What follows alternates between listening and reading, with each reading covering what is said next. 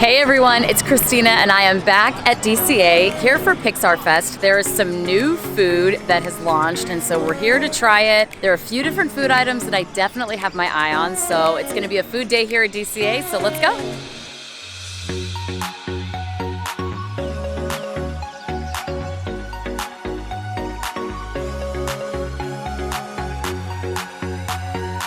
First up, we have the Supper Club chicken and potato waffles.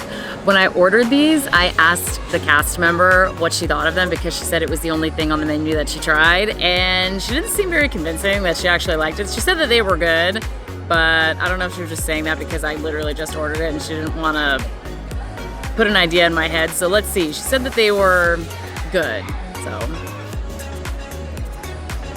The peach cobbler and cinnamon make my palate think that I'm about to have dessert, but then I get saltiness from the chicken. It's not bad. The waffle tastes really, really dry. Like they cooked it this morning and then they reheated it in like a microwave. So I'm not the biggest fan of the waffle. You would expect that potato waffle to be crispy and light, and this is not that at all. It's crunchy, but it's also like hard crunchy. No complaints on the chicken nuggets. I really like the cinnamon and the peach cobbler combo. Would never have thought that for a chicken and waffles dish. So my only really big criticism is the potato waffle. It's just not doing it for me. It just tastes like an old French fry.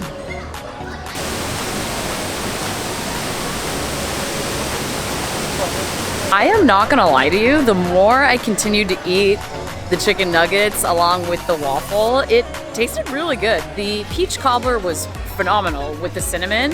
Like I said, I never would have thought of that combination with something savory like chicken. I honestly might do, like at home, I might do like a fried chicken with like a peach cinnamon maybe side, or even if you did it like crusted on the chicken.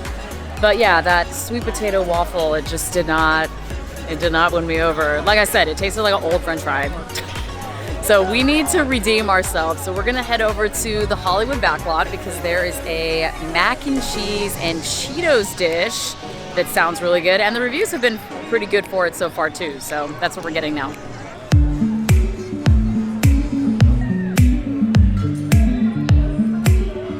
Let's go. You never know on my mind, oh my, oh my. It is poppin' at the Hollywood backlot. So we've got Club Pixar going on. So they basically transformed the theater into a little dance floor for all the kids that are here for Pixar Fest. And then you could actually watch some Pixar shorts. It feels like a summertime hangout spot. That's really what it feels like. Summertime in LA. I mean, it's not quite summer yet, but we're getting close. There are two versions of the mac and cheese that I came over to the Hollywood backlot to get. So there's a mild version, which is the joyful and happy version of the mac and cheese, and then there's the angry version, which I ended up getting because it's the hot one. I mean, come on, I wasn't gonna get I mean, a lot of people did get kind of the half and half one where you could monorail. There were a lot of people that got the half and half one where it was half mild and then half spicy, and I don't know if that's what I should have gotten, but it's really cool looking. Like, look how red it is. You know, all that red food coloring gonna send me to my grave early. I mean, you know how they say food coloring is not good for you. I mean, nothing's good for you anymore. Oh my God, that's hot. Okay, this is legitimately spicy, so if you can't handle spice, maybe get the other one. Like, I am so impressed, like, how spicy this is, because, yeah, usually Disney doesn't really go hard in the paint when it comes to spice. And you guys gotta know,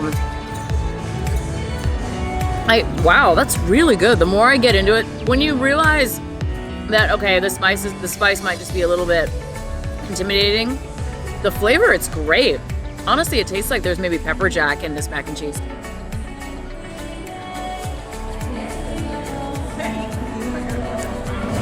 I'm a big pepper jack girly. Apparently I'm an angry girly too. I'm not gonna lie to you guys, this is bomb. Now, keep in mind, it's going to be hot. If I had to put it on a scale of 1 to 10, I would say, like honestly, for most people, I would give this like a 7 or an 8. Like, it's pretty hot. But yeah, I mean, your girl can handle spice, so. All good. Well, I say that now. Let's see if I'll be saying the same thing by the time I'm done with this plate.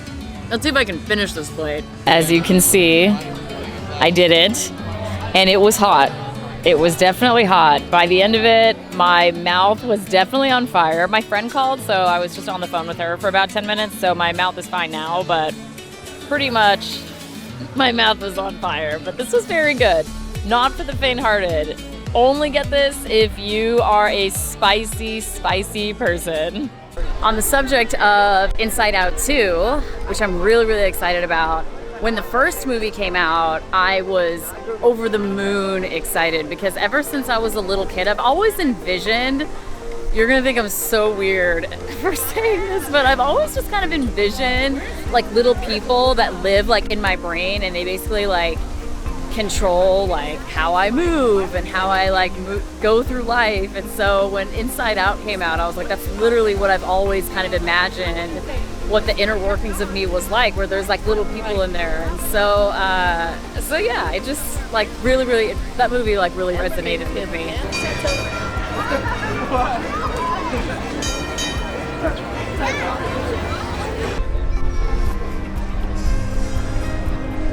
Everyone's lining up for the parade, but we saw that last time, so we don't need to stick around for that. So I think I really need something to drink. Well, I don't need something to drink now because I gave myself enough time to let the heat kind of find its way out of my mouth, but I do want to get a sweet treat. So I was thinking about getting the macaron that they've released for Pixar Fest. So I think we're gonna do the macaron. There's also a brownie that I might possibly wanna get. You know, it's chocolate, so yeah, let's start with the macaron.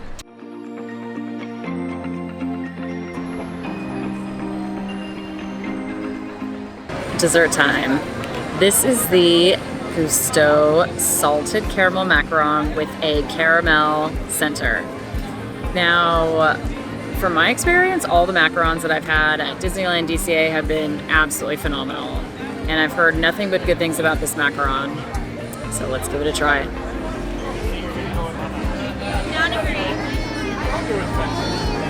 At first bite, the center was really chewy. If you look at the inside, it doesn't seem like there's caramel in there, so I'm wondering why it was so chewy. Let's take another bite.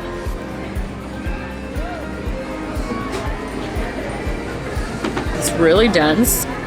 It's not like other macarons that I've had at Disneyland where they're crispy on the outside and then they are kind of chewy, but it's more like puffy and airy. This is very dense, and maybe it's just the macaron that I got, but this is just okay. There is caramel at the center, but I'm not getting any of that salted caramel buttercream on the inside of the macaron. It tastes like vanilla to me. If someone told me that this was vanilla, I would have easily believed them. So let's take a bite out of that caramel. You're like, wow!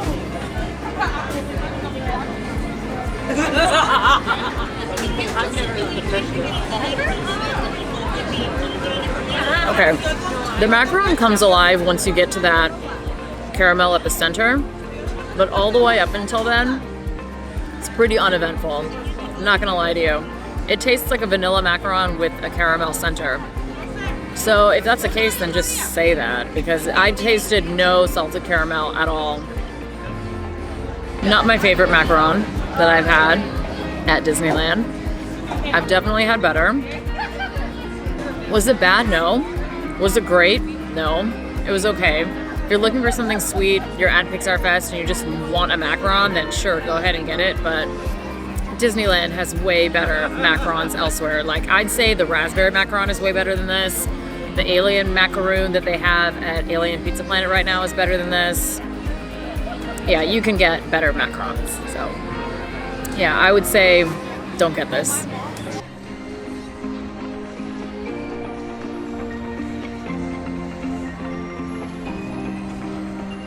The parade just started, so I'm trying to take refuge right across from Pixar Pier. It's about 7 o'clock and it's almost time for me to go home because I gotta teach cycle very early in the morning tomorrow. So I think I'm gonna get 2 more things. I think I'm gonna finally get the spicy bao that everyone has been saying is incredibly spicy, so I will be the judge of that. And there's also that brownie that I mentioned earlier, which I've got a little bit more room for one more dessert. We've got to redeem ourselves after that macaron.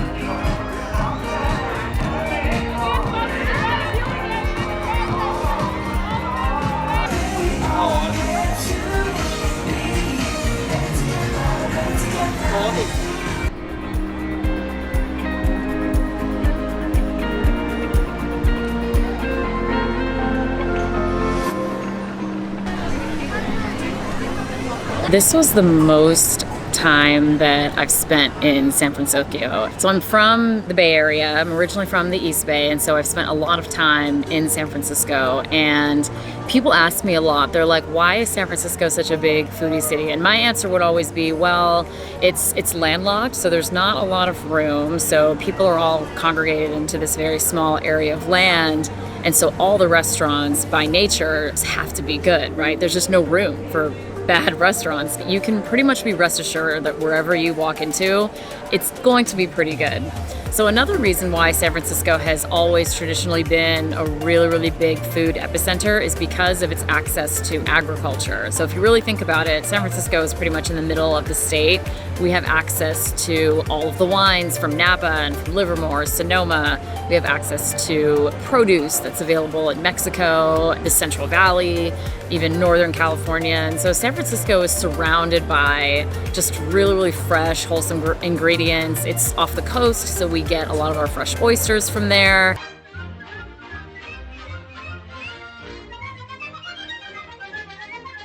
And so that's why historically San Francisco has always been a very big metropolis for foodies.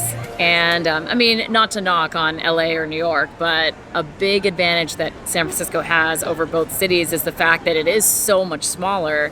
So the competition is much more fierce, and I don't know the ratio of restaurants to Michelin stars in San Francisco, but there are quite a few Michelin star restaurants up in San Francisco. So if you ever have a chance to visit, or if you're from there, then you'll have to ask me what my recommendations are in terms of restaurants and eats, because I have a lot. So speaking of eats, let's eat. So this is the spicy bao that everyone has been talking about, and it's supposedly ultra spicy. So it's got jumbo pork and vegetables in here. It's actually a very good sized bao. It's pretty big, honestly. So I've seen people take a bite of it and then just pour the chili oil on the inside. That might be a little aggressive for me. I mean, I can probably handle it. You guys are probably sitting there rolling your eyes like, no, you can't. If you can, then do it. All right, now I have to do it. Maybe the other one was better.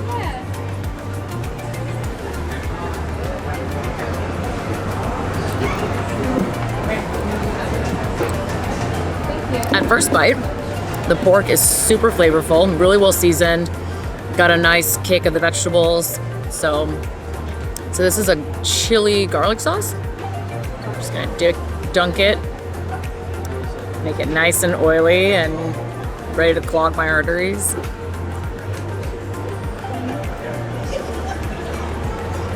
Sensational.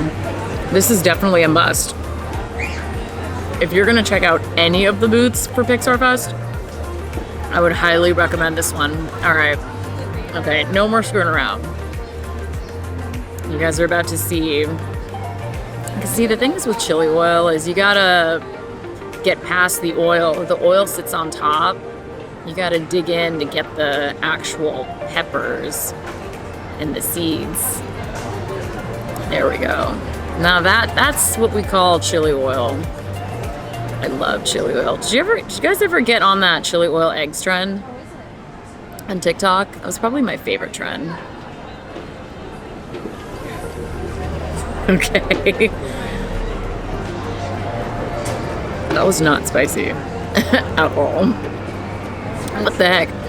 But that was really good chili oil. If you're chili oil people, you gotta try it and let me know what you think. I really like this, actually. And it doesn't taste like chili oil from a jar.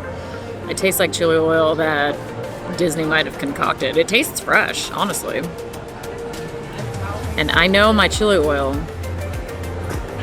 Why is it not spicy? Are my taste buds all shot from that angry pasta earlier? Let's really dunk it. I want you guys to really see the true Christina, the real foodie Christina. Okay, if this doesn't make my mouth burn, then pray for me.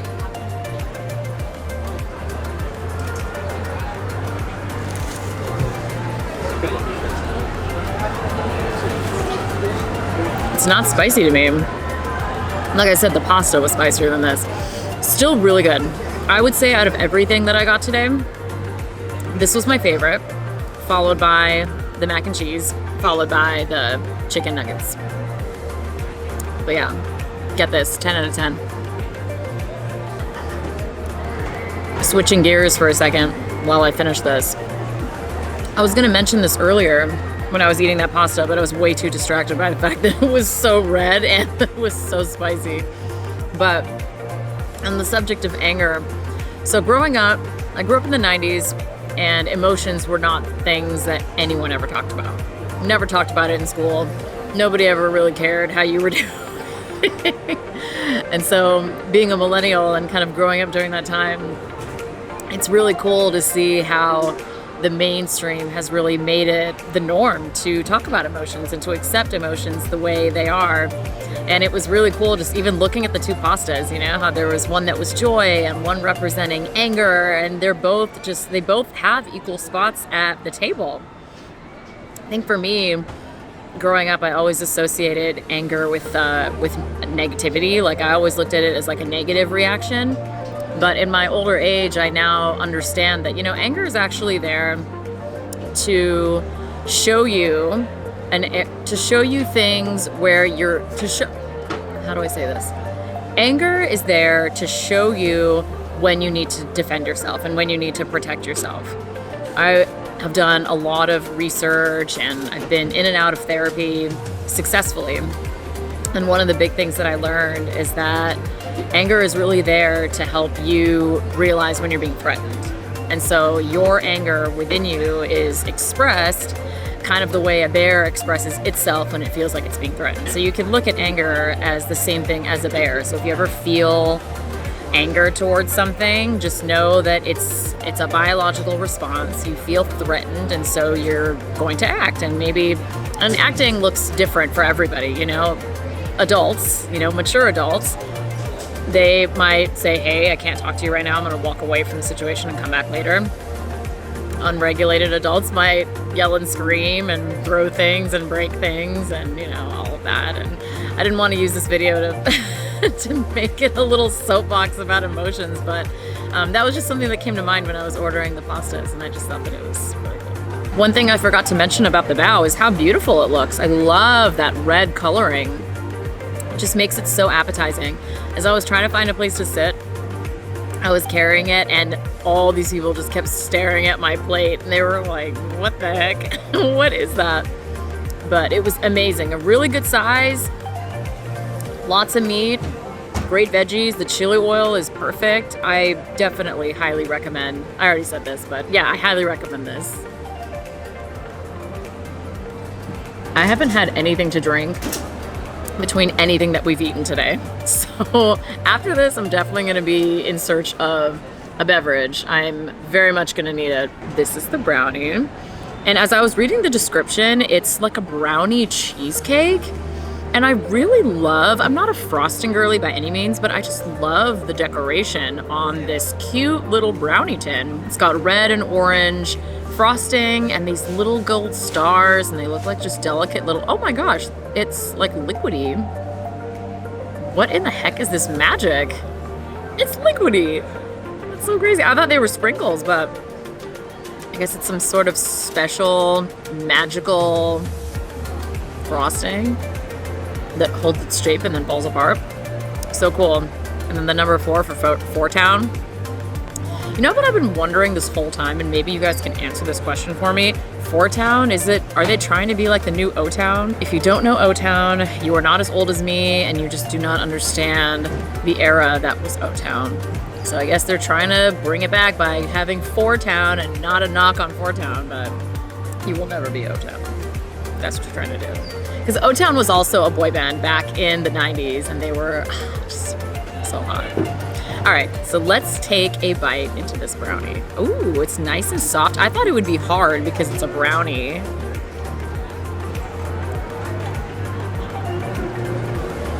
Wow, super creamy, really cheesy. That cheesecake almost tastes like a cream cheese cheesecake. It doesn't taste very sweet. It tastes more tart, really smooth, decadent. I will definitely need a beverage after this. Honestly, you know what sounds really good? It's like a tall glass of oat milk. It is really rich. And for someone like me to say that is a big statement. I do really like the chocolate. I don't really like how the cream cheese tastes really cream cheesy. I wish it would be sweeter, or maybe just go a little less on the cream cheese and more on the sugar. I still do really like this. If I had to choose between this and the macaron, I would choose this, 100%.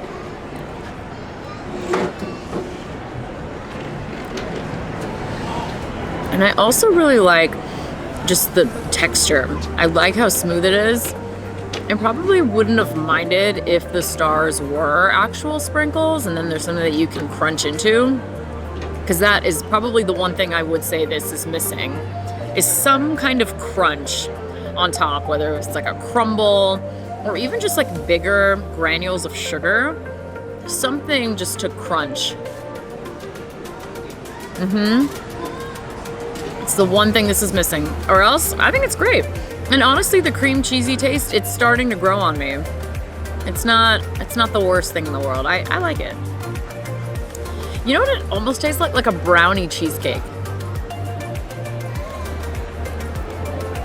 It's like exactly what this is, like a brownie cheesecake. So there is absolutely no way I'm finishing this whole thing right now. And I do want it. I'll have to figure out how to put it in my bag. Wrap it up in, yeah, I don't know how to do this. Because it's literally in this like tin can. It looks like it's sardines, like a sardine can or something. It's really cool. I actually really like this. But, yeah, I don't know. And I feel like if I put it in the wrong place, I'm gonna get cake everywhere. And I don't want to get cake on my camera. Or I just eat it right now. All right. Here's our little, it looks like it's a little white chocolate star.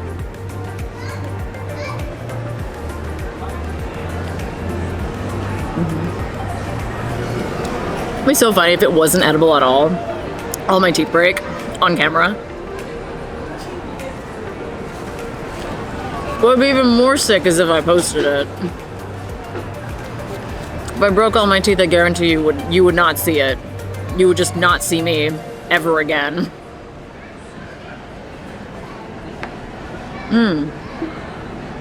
I do really like the white chocolate at Disneyland too. White chocolate in anything is just, so good. So while I'm eating, should we talk about San Francisco? One of my favorite restaurants in San Francisco is actually called Hunan, and they have the most amazing chili oil. That's probably not what you were expecting me to say. You're probably like, chili oil? They make their chili oil fresh every day. So they have the chili oil on the tables, but if you ask them to bring you fresh chili oil, then they will bring chili oil that they literally made like that afternoon. And it is amazing. It is so freaking good. They have a dish called a Diana Special, which is basically like a fried wonton, lettuce, ground meat, and what else is in there? It's like lettuce, ground meat, and then another fried wonton on top, and then you just drizzle the chili oil on top, and it's just, it's so good. Disney, take notes. You guys need to have something like that. Honestly, it's like a dish that you would find at DCA. It's like a very DCA type of dish.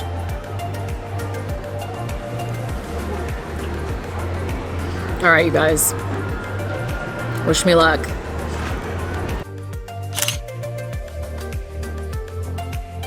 Well, that about does it for our little day today at DCA for Pixar Fest.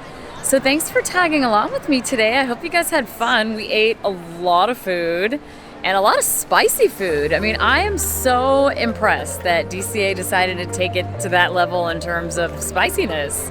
Or I guess there's just a lot of people that can handle spice. That's amazing. I really loved the bao, so I would highly recommend getting the bao if you come to DCA for Pixar Fest. I would still try the mac and cheese if you feel like being adventurous. It is definitely an adventurous dish. It does have a pretty good amount of spice in it. What I did really like, and I can't remember if I talked about this or not, was the combination of the Cheetos with the pasta. It was just a nice, like, soft and crunchy kind of contrast, and I'm really big on textures. That's the one thing that brownie was missing, was some sort of crunch just to offset the smooth creaminess of the cheesecake. I would have definitely done, like a sprinkle or sugar on top or crumble or something. Here I am talking like I'm a freaking chef. I just have an opinion and a YouTube channel, so there. Well, thank you again. So make sure that you like and comment on this video. Let me know what else you want to see on this channel. Make sure that you subscribe to this channel, and I will see you guys next time.